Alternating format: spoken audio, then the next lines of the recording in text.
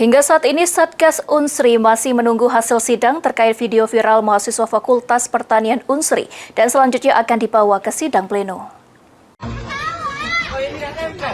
Kegalaan ini. Sekarang sesi penciuman.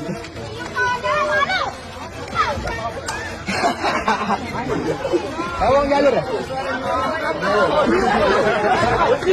Ketang, baik. Pertama bukti kalau ini.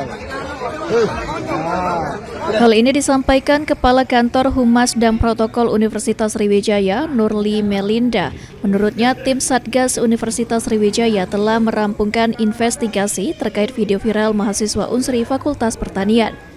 Namun hasil investigasi tim Satgas belum bisa diumumkan karena harus dibawa dalam proses sidang pleno Senat Akademi Universitas atau SAU.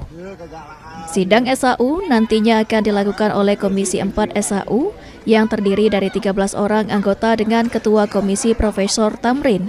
Dari hasil sidang pleno nantinya merupakan rekomendasi ke Rektor untuk mengambil keputusan pemberian sanksi. Hasil sidang akan diumumkan di lingkungan Unsri. Sebelumnya diberitakan beredar luas di media sosial video mahasiswa cium mahasiswa di lingkungan kampus Unsri Indralaya. Pihak Rektorat Unsri membenarkan mahasiswanya namun bukan dalam perpeloncoan.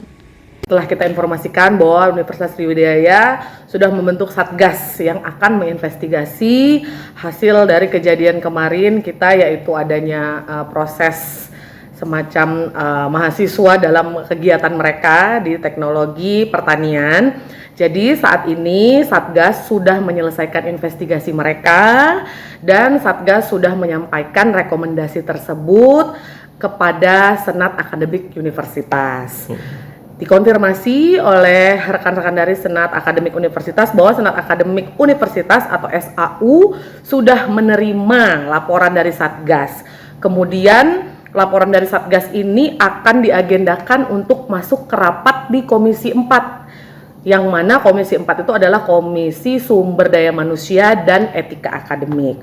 Nanti Komisi 4 ini akan menyelenggarakan rapat dengan melibatkan Satgas lagi, kemudian akan dipanggil juga wakil rektor yang terkait. Dalam hal ini adalah wakil rektor 1, yaitu bidang akademik dan kemahasiswaan. Ahmad Romawi, PAL TV.